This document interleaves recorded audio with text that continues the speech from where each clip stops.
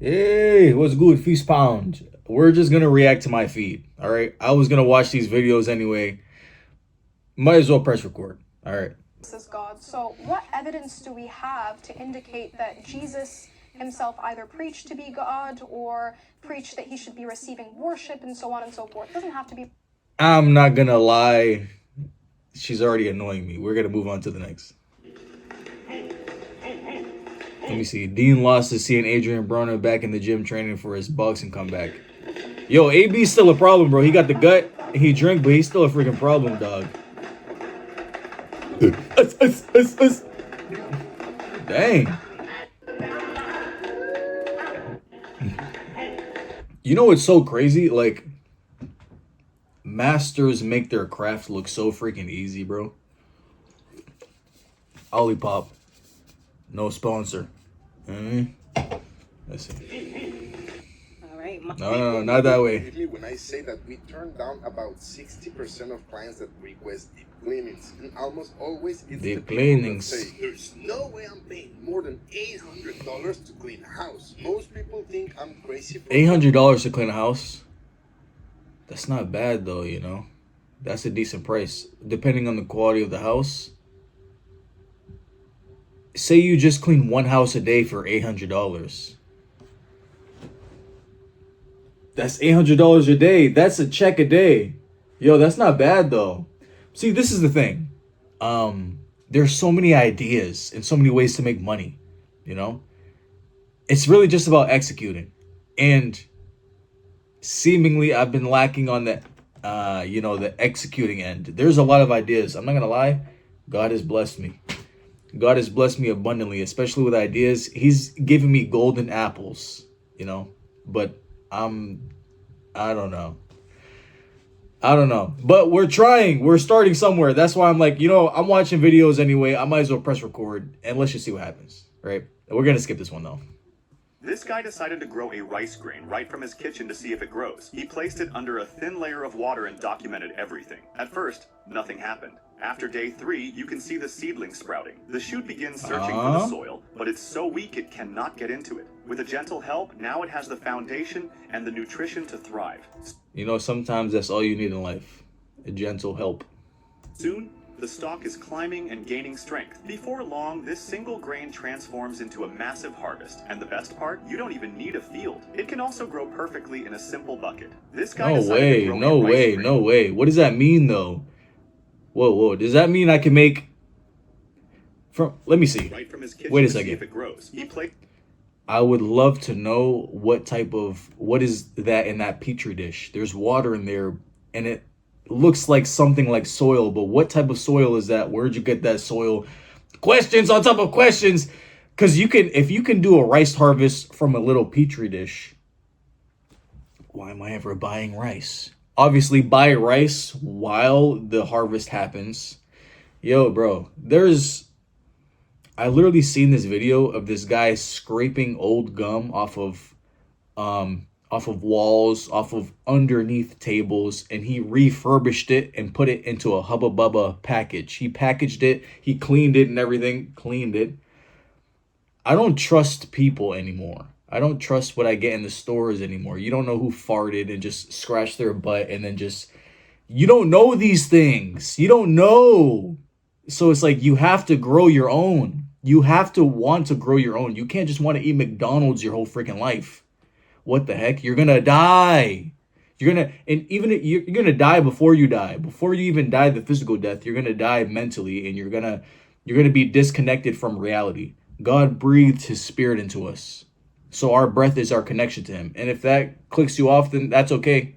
I don't really care, to be honest. He breathed his spirit into us. And we don't even care about our breath. We're disconnected from our breath, and we wonder why we can't hear his voice. You don't even pay attention to your breath. You're not even sensitive enough to breathe consciously and deeply throughout the day. You think you're going to hear his voice? He's always speaking.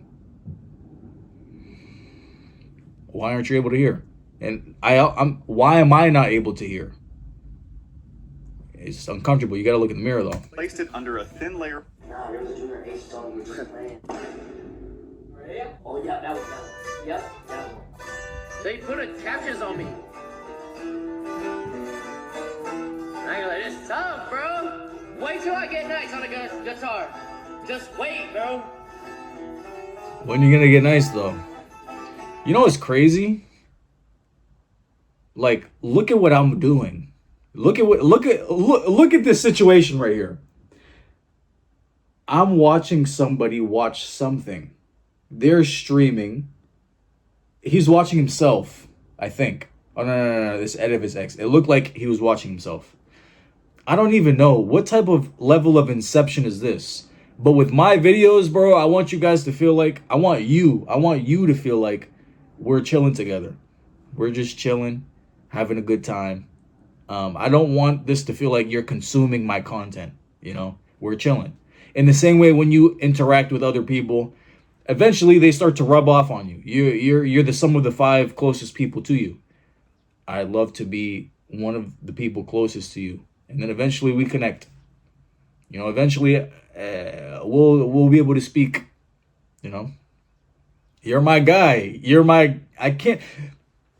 Okay, so the equivalent for the woman would be you're my girl, but you're not my girl. You know? You're my guy. I'm going to say you're my guy for both parties, for both genders. These shorts are freaking weak. If you were to think right now where you're going in the afterlife, are you going to heaven or hell? I'm going to heaven. What convinces you with that type of conviction that you said that you're going to heaven? You want the short answer or the long one? Give me the long one, actually. I want to hear Actually, it. the long one's Nice. getting written in the book right now. But anyway, Jesus himself, a year and a half ago, took me to hell and showed me what was awaiting me. Can you tell me a little? Jesus took me to hell. It's not the devil who walks you. It's not the devil who takes you to the wilderness. It's God takes you to the wilderness to expose your heart. Yo, Jesus is so freaking amazing. Jesus is so freaking amazing. Jesus is so freaking amazing. You're in a wilderness period right now. Most of us are. And you think it's the enemy. You think it's the enemy who brought you here. Little do you know this is love. Little do you know this is corrective, discipling love. You think love, or I can find myself thinking that love is supposed to be pillows and soft rain. Yo, first of all, before I get into that, look at my bed. I didn't always used to make my bed. I'm 25 years old and I didn't always used to make my bed. Make your bed. This is a message that I needed to hear a minute ago. Make your freaking bed. It's easy. Don't get all these stuff. Look, I just have a comforter on it. That's it. I just have a comforter on it. Make it simple. You just flap up the blanket, put the blanket over your mattress, and that's it. If your day went bad, at least you made your bed. Your day was completely poop. The day freaking kicked you in the butt. At least you made your bed. Make your bed. All right. How do you possibly think you can, go about tackling any other issues if you can't even start in your own room? Other than that, my room's a little messy. I got clothes over here. You can kind of see it, but not really. This isn't the extent of the clothes I have. There's a little pile of clothes over here, but at least my bed is made. At least I have a made bed to go back to. How did I get there? I don't know. Jesus is amazing, though. Jesus is amazing. It's not the enemy. We give the enemy too much credit. God is guiding you. Even in your darkest hour. Even in the wilderness that you're in. Maybe sometimes it is the enemy deceiving you. But when we look to the story of Job, we see Job, a willing, faithful servant of God. The devil is somehow in heaven.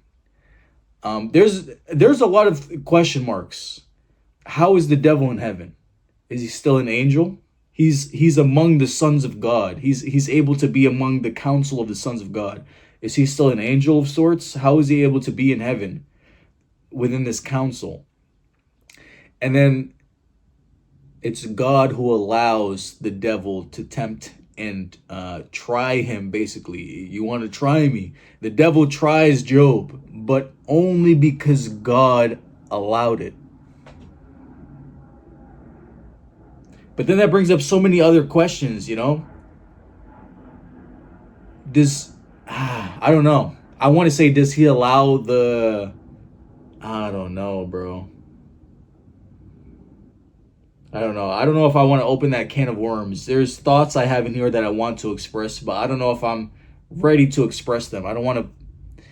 I'm okay with having these thoughts, but I don't want to influence somebody wrongly asking a question and then you like teeter on your path, because I'm okay with not knowing, you know?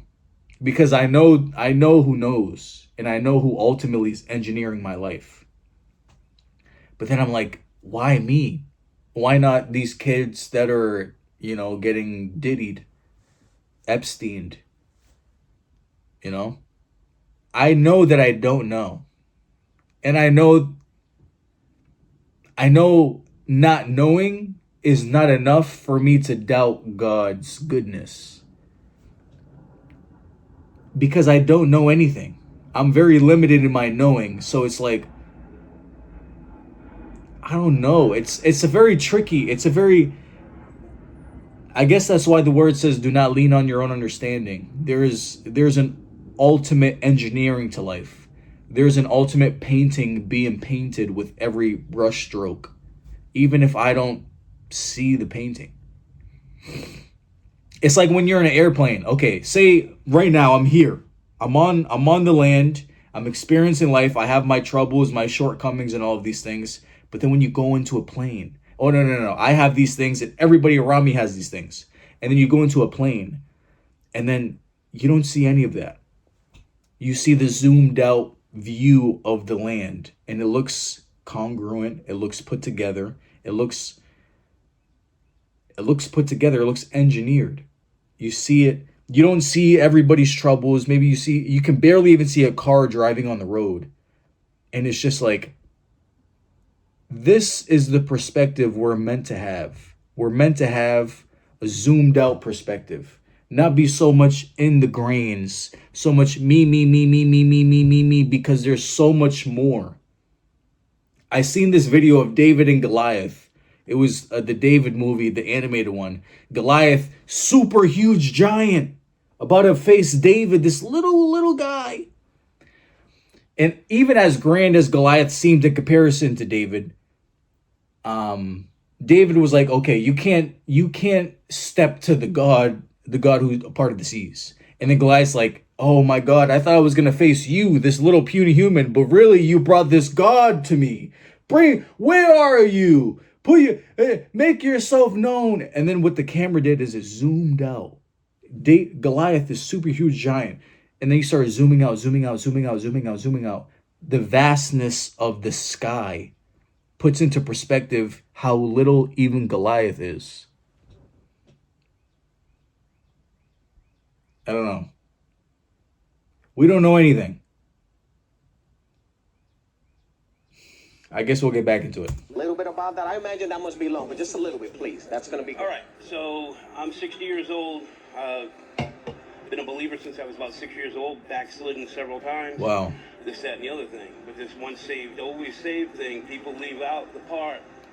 Yeah, people leave out the part that if you love me, you will obey my commands. Yes. Facts. Jesus himself showed me that in hell, and that every single person in my immediate family, including me, was going to hell if we would have died that day. I was in the middle of a 14 or 15 day fast. I was at that point. Wow. At that time. I think I went 21 days, but I was at 14 to 15 days on the fast at that point.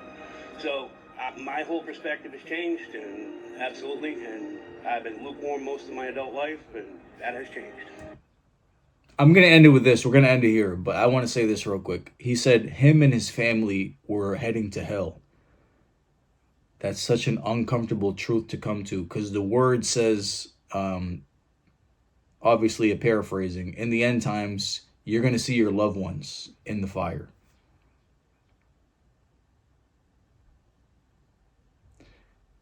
If you believe the word, you'll see your loved ones in the fire.